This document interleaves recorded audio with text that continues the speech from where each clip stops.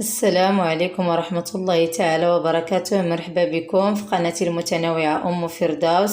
كنشكركم بزاف على اللايكات ديالكم وعلى الاشتراك في القناة والاهتمام بها وعلى التعليقات الزوينين بحالكم. كنتمنىكم ان شاء الله تكونوا بخير وعلى خير وعلى ما يرام وفي صحة جيدة. اليوم ان شاء الله غادي نحضر معكم واحد البريوس، صراحة راه كيجي زوين بزاف وهائل وفي متناول الجميع. ما تشوفوش المقادير بزاف وتخلعوا، راه ساهل بزاف، راه ماشي شي حاجه مكلفه. كنتمنى ان شاء الله يعجبكم هذا الاقتراح.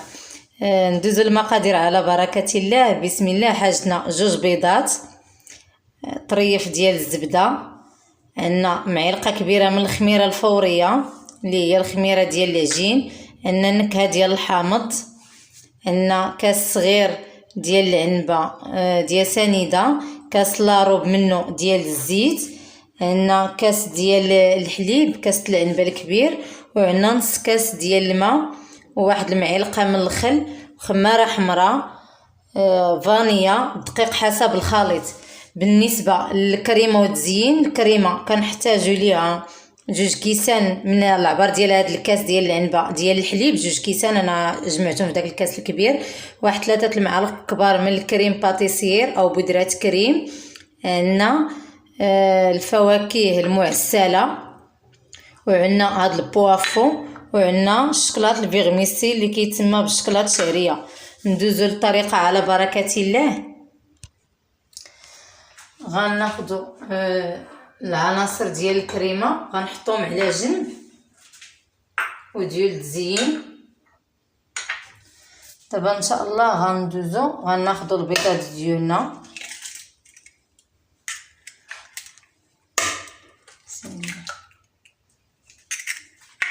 غناخدو واحد الصفار ديال البيض للتزيين. انا كنبغي نقتصد عليكم المقادير شويه، اللي عندها الموجود وعندها البيض غتعجن 2 بيضات، وصفر ديال البيضه غادي تاخدو العجين. غنضيفو عليها سنيده وفانيا. راه هاد البريوش كيجي زوين بزاف وهائل، غير جربوه راه ما غاديش تستغناو عليه نهائيا.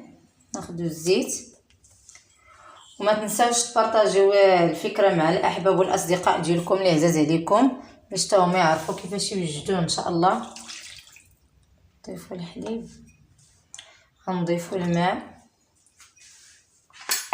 نضيفوا الخميره الفوريه. بالنسبه للخميره الفوريه، الا كان الحال دابا مع دابا ان شاء الله ولا الحال كيبرد، ضروري خصكم ديروا معلقه ونص كبيره، ولا كان الحال سخون راه كتكتفيو غير بمعلقه صافي، راه فيها الكفايه دغيا كيخمر. غنضيفوا المعلقه ديال الخل. بسم الله.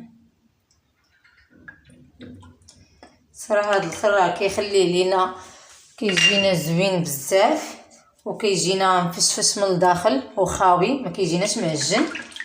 هذا هو السر ديال الخل، كينفخوهم لينا هاد القريصات.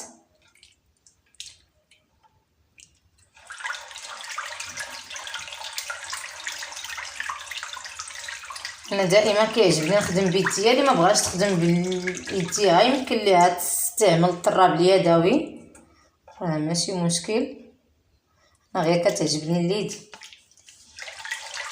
كما كيقول المثل اللي ما دار يدو ما تهنى.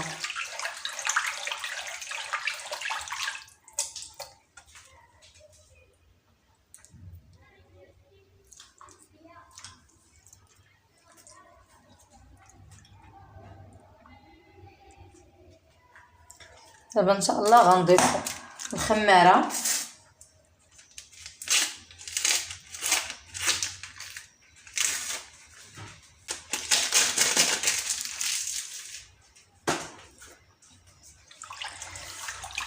وفي هذه المرحله كنبداو كنضيفوا الدقيق تدريجيا شويه بشويه حتى كنتحصلوا على عجين رطب ولين.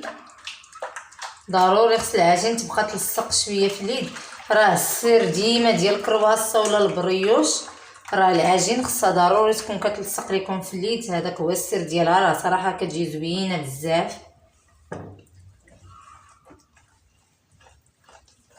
وهائله. الا جربتوا هاد البريوش راه ما بقيتوش غادي تستغناو عليه نهائيا. وكنتمنى ان شاء الله اي وحده جرباتو تخلي ليا تعليق وتقول لي كيف جاها. دابا ان شاء الله غنضيفوا راس معلقه من النكهه ديال الحامض. راه النكهه ديال الحامض مع النكهه ديال الفاني راه صراحه راه كتجي زوينه بزاف، كتعطينا واحد اللوغو زوين بزاف.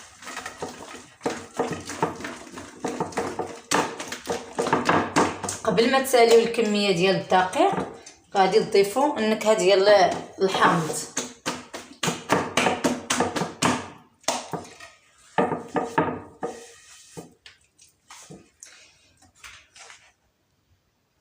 وبالنسبه لي ما كتعجبوش النكهه ديال الحامض بلا ما يديرهاش، الاذواق لا تناقش. يمكن ليه يعوضها بالنكهه ديال الليمون حتى هي راه كتجي زوينه. غير انا كيعجبني الحامض النكهه ديالو مع الفاني كيخلي لنا واحد اللوغو في هذا البريوش زوين بزاف.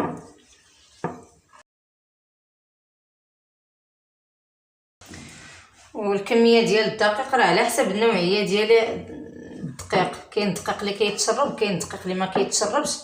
المهم كتهز لكم من 500 غرام حتى 600 غرام، هذا هو القياس الكافي اللي كيهز لينا هذا البريوش على حسب النوعيه ديال الدقيق.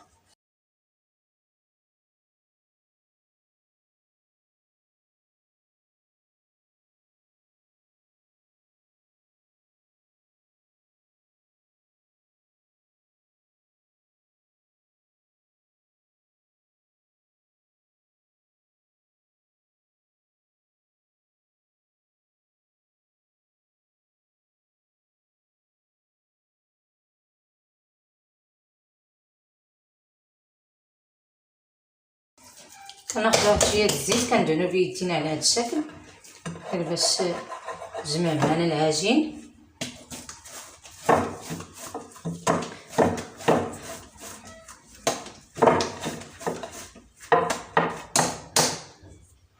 كتشوفوا العجينه كيف رطبه، ها هي.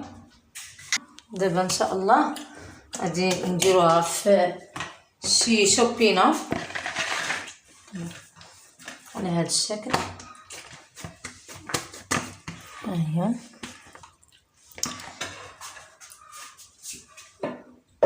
غنغطوها بالسلوفان باش ما يدخلش ليها الهواء.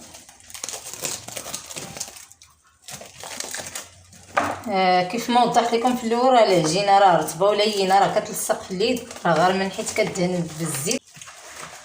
ضروري ما تغطوها مزيان باش ما يدخلش ليها الهواء.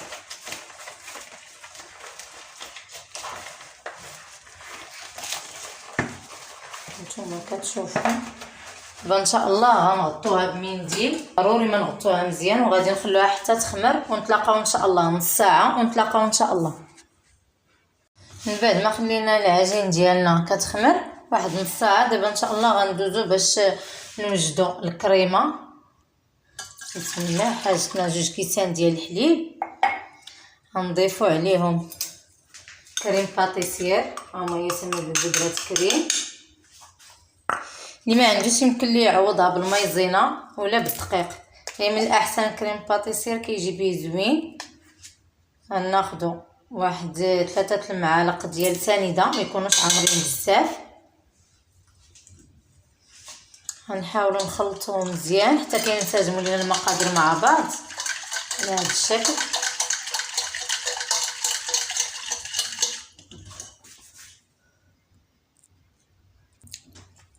دابا غنضيف واحد راس معلقه ديال نكهه الحامض، غير راس معلقه على هذا الشكل هانتوما كتشوفوا فيها، غير شويه ماشي بزاف، غير باش تخلي لنا فيه داك اللوغو ديال الحامض، نعرفوا باننا راه كناكلوا بريوش ديال الحامض.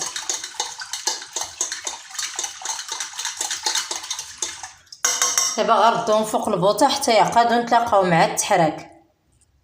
من بعد ما طابت معنا الكريمه كتشوفوا كيف ولات على هذا الشكل، واخا تبان لكم باقا جاريه شويه راه ما تخافوش منها، راه غادا تجمع. من بعد ما تبرد غنضيفوا عليها الطريف ديال الزبده وهي باقا سخونه، باش تذوب لينا فيها ديك الزبده. كتخلي لنا فيها واحد البريون، واحد اللمعان زوين بزاف. نحاولوا نخلطوا بسرعه باش تذوب لينا فيها ديك الزبده. راه هاد الكريمه، هاد الزبده اللي كنديروا فيها مع النكهه ديال الحامض، راه كتخلي فيها واحد اللوغو زوين بزاف، خلينا فيها واحد الطيبه، واحد الرائحه ديال الحامض راه زوينه بزاف. هاد الكريمه راه يمكن لكم هاد الكريمه تستعملوها في بزاف ديال الحوايج، ماشي غير في هاد بريوش، راه متعدده الاستعمالات. دابا غادي نديروها في بلاستيكه، نغطوها بلاستيكه وندخلوها للثلاجه حتى كتبرد معنا الكريمه. راه غادي تقبط راسها، غتولي لنا ثقيله. راه دابا غير باقا سخونه، داكشي علاش كتبان لكم على هذا الشكل. ومن بعد نتلاقاو ان شاء الله مع الطريقه ديال التكوار ديال البريوش ديالنا والتزيين ديالو. دابا غندوزو للبريوش، هانتوما كتشوفوا من بعد ما خمرات معنا العجينه، راه ضاعف الحجم ديالها. دابا ان شاء الله ندوزو باش نديرو فيها قريصات. بسم الله. كناخذوا العجين على هذا الشكل، حاولوا ديروا فيها قريصات قد هذا الحجم.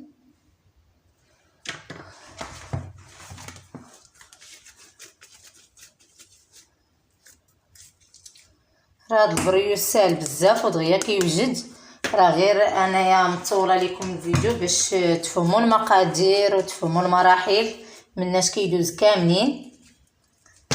دائما البريوش بغيتو يصدق معكم ضروري ما تتبعوا جميع المراحل والمقادير تكون مضبوطه، راه كيطلع 100% ناجح. ولو حتى اللي ما عمرو جرب البريوش حتى العادي راه غادي يصدق معاه 100%. دابا ان شاء الله غندوزو لهاد العمليه. ناخذ البوافون، يمكن لكم تعوضوه بالجنجلان ولا تعوضوه بالحبه السوداء. انا صراحه كيعجبني هذا البوافون بزاف. هاد الكريسات كيجي فيهم زوين لا في المنظر لا في المذاق.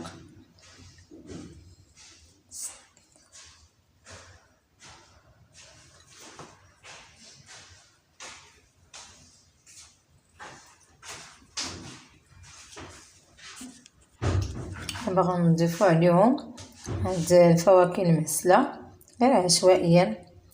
هذا كيبقى غير تزيين اختياري، اللي بغى اللي ما بغاش بلاش، ماشي بالضروره. انا غير كيعجبني ندير فيهم هاد الفواكه، اللي ما كيبغيش ماشي بالضروره يدهنهم غير بالبيض ويدير لهم بافو ولا يدير لهم الجنجلان ولا الحبه السوداء فقط يكتفي به. ولا يمكن ليه يدير فوقهم اللوز يفيلي او كاوكاو يفيلي ولا مهرمش. يعني الاذواق لا تناقش في التزيين. تزيينها كل واحد كيفاش كيبغي يزين الحاجه ديالو.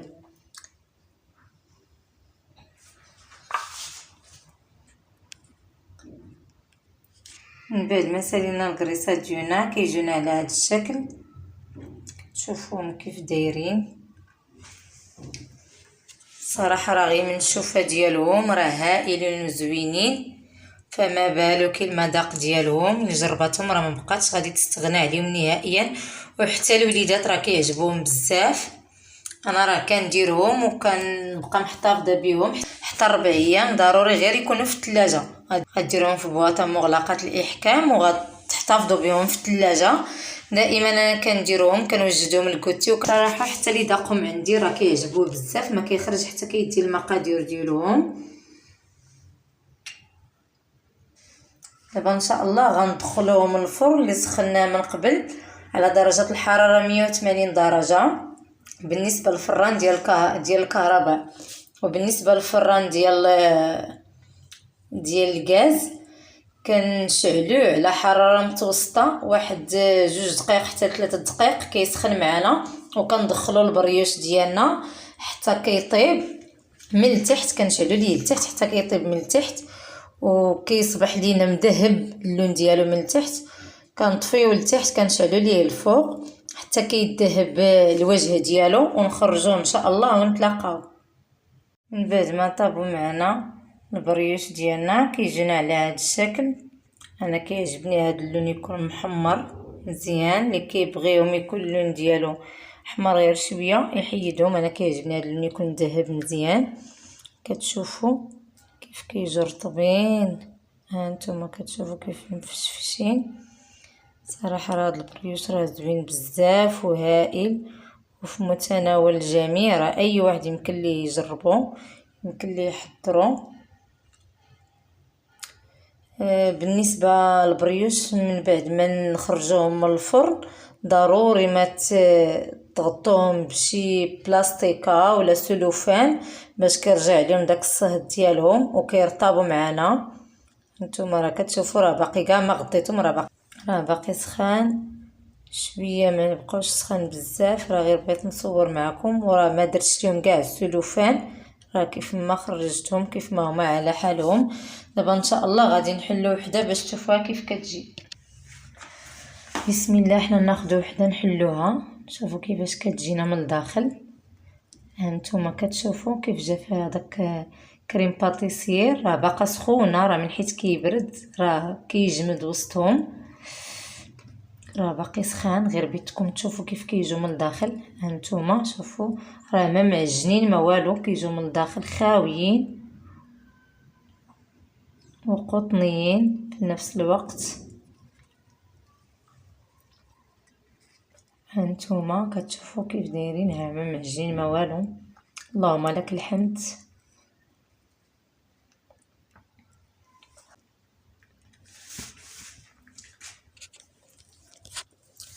كنتمنى ان شاء الله الاقتراح ديال اليوم يكون نال اعجابكم. تلاقاو فيما قريب مع فيديو جديد ومع وصفه جديده.